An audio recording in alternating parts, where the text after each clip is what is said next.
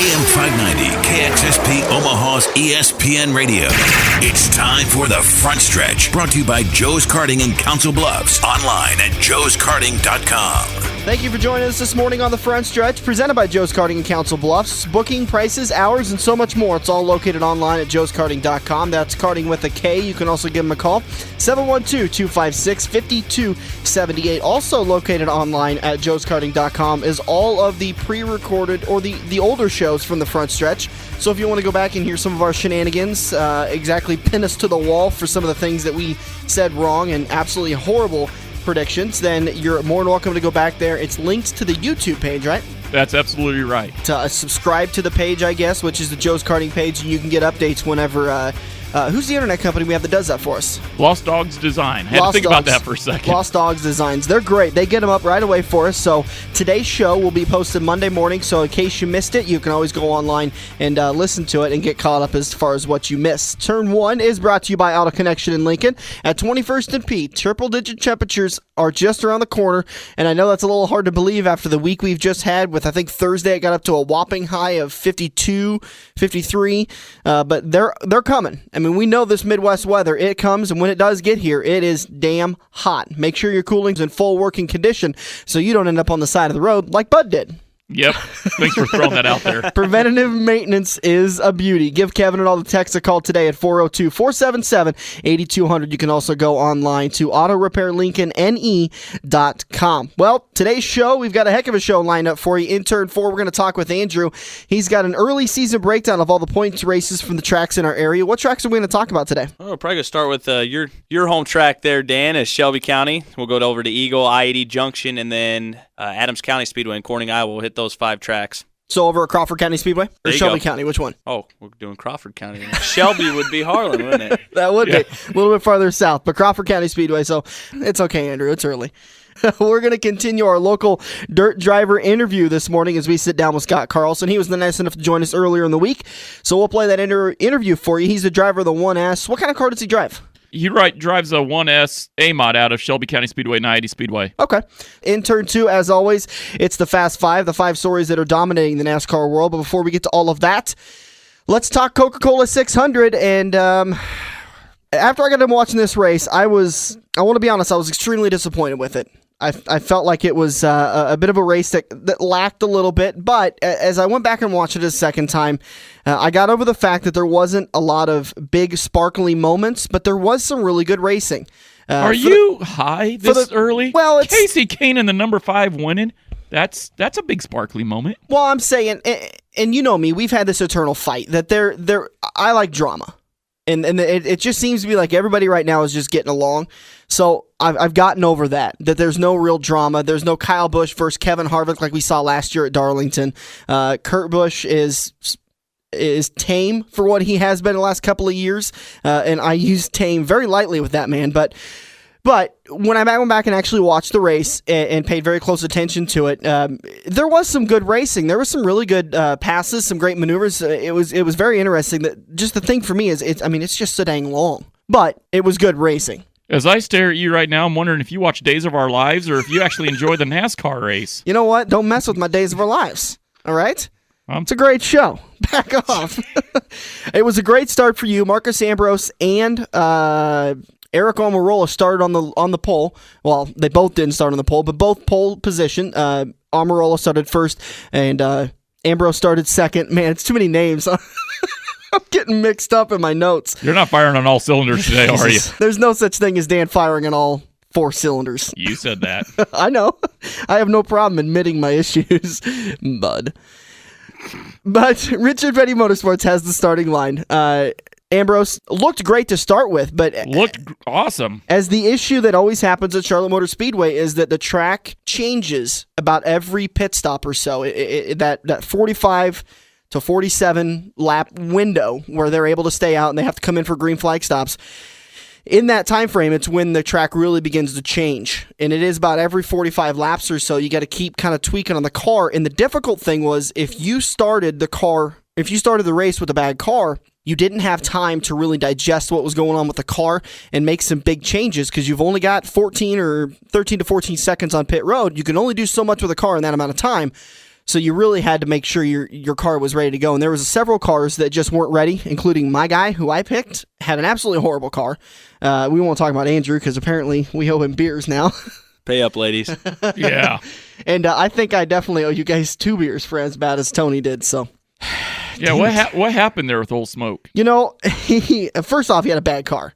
And when they finally got it working, there was an incident on pit road between him and the 2 car that just ended his night because he was having a bad race as it was, and as fast as the laps were going down, I think he was 15th when he came in for some green flag stops. The 2 pulled out of his pit and spun Tony as he was coming into his, so he went from 15th down another lap, so I think he went down a total of 3 laps back to 25th, and it's just impossible to do anything at that point There's in your time. drama that you like so much, because if I remember hearing Brad say he was kind of spooked by what Tony was going to do after the race. That was pretty funny. I mean, I don't want to put words in old Keselowski's mouth, but it did seem like he was trying to just, hey guys, listen, tell him I am so sorry. That was my fault. Please don't beat me up.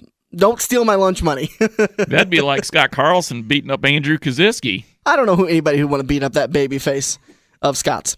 So Greg Biffle dominates pretty much the entire race. He led 204 laps, and you got to feel bad for Greg Biffle because he had such a dominant car to start with. I mean, when he was putting 2-3 tenths on the second placement each and every lap, and he had just such a dominant car, but then it just started to go away from him as we got to the halfway point, 3/4 point, and then the last 50 laps.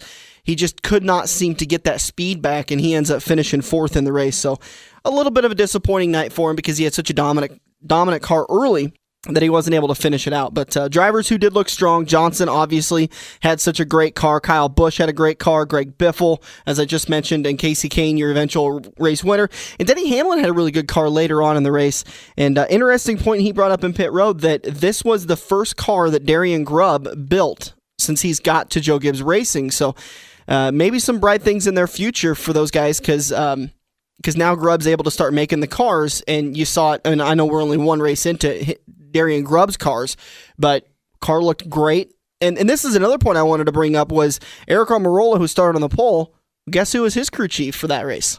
Mike Ford, who was Denny Hamlin's crew chief last year, who was let go at Joe Gibbs Racing. So it was really good to see Mike Ford jump back in the seat. I believe he's been on top of the pit box for 3 or 4 weeks now. And he's able to get the pole for that 43 car, something that Eric Almirola has not been able to do for quite a while. So that was really cool to see. Absolutely. As I mentioned, Casey Kane ends up winning the Coca-Cola 600, and he had an absolutely beast of a car. I mean, that after he made those last changes of the car, he just started tearing down the leader. And, I mean, he was catching him like it was nobody's business.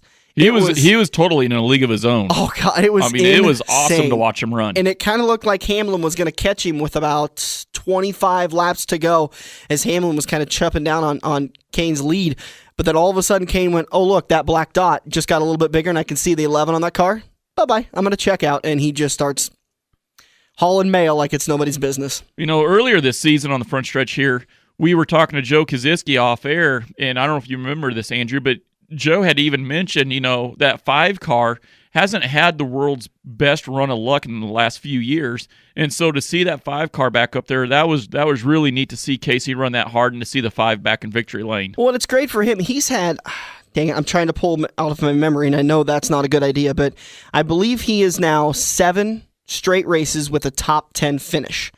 And that is the kind of thing he needed to have after the first 5 races that he had where it was wreck, blown engine, blown tire, just pushing too hard, and all of a sudden he is showing Jeff Gordon in that 2014 that it's not too big of a feat for Gordon to come back and still make it into the chase. Kane's sitting, I want to say, 16th in the points right now. He's obviously in the chase. He's got 3 guys ahead of him that have 1 win that'll be in the bonus. So only 2 of them get in. So your top 10 get in through points, and then 12th through 20th, whoever has the most wins, 1 or more wins, automatically qualifies for the bonus 2 spots in the chase. So now Casey Kane is a little bit more secure in the way he's running. I would be surprised if he needed to use that bonus. If he stays consistently running in the top 10, yeah, he'll have no problem being there in the chase. Johnson, unfortunately, a tough thing for him. They had a little bit of a miscue on pit road. Came in for the final green flag stop, and it was a 2-tire change and some gas. And miscommunication between the gas man and the jack man where when the jack man drops the jack, that's the signal for the driver to go. But the gas man hadn't given the signal that the tank was full. So when Johnson took off, so did the gas man, and the gas can went with him down pit lane. That was a pretty violent roll he took, too. It's you just sit there and watch these guys bounce off a pit road, and you think, thank God they're wearing helmets now. And with, I believe those gas cans are 85 pounds. Something like that. It's not easy having one of those things land on you like that. And especially, he was probably traveling at that time 5-6 miles an hour. So at least. So good to see he was okay, and Johnson unfortunately had to come through and have to do a stop-and-go penalty, and his night was over with, although he was still able to salvage a good finish. On for your trivia question. Before we get to that, a recap. This is Turn 1. It's presented by Auto Connection in Lincoln at 21st and P Street. Get your car down to Auto Connection in Lincoln today. Give them a call, 402-477-8200. You can also go online at Auto Connection, AutoRepairLincolnNE.com, AutoRepairLincolnNE.com. Get your preventative maintenance done today. Have the techs over there at Auto Connection take care of your car.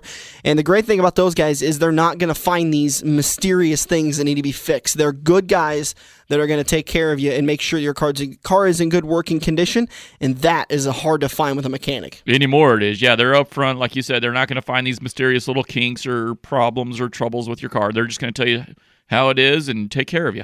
Our trivia question for today has a little bit to do with the 5-car winning on Sunday. Who won the last championship in the 5-car? Porky Scott Carlson. Give us the answer today on the Facebook page. Go over to the Facebook page, The Front Stretch, presented by Joe's Karting. Search for us, become a fan of us, and then comment on the page. First person to do it before Turn 2 finishes, you're going to get yourself a 3-pack to Joe's Karting. Last week, nobody was able to get the answer. Who was the grass in the pass in the grass made on by Dale Earnhardt Sr.? Who was it? And I believe Scott Carlson's got our answer. Bill Elliott. It was Bill Elliott. Awesome Bill from Dawsonville, right? Yep. So Bill Elliott was the answer for last week. Get over to the Facebook page today. Become a fan of the Facebook page. It's the Front Stretch presented by Joe's Karting. And find out or tell us who won the championship in the 5-car last. For a bonus, give us the year. What do you want to give him a bonus? What should we give him? We've been doing, 3 races? Yeah. I tell you what, you give me the year, I'll give you an extra 3 races. So you're going to double it.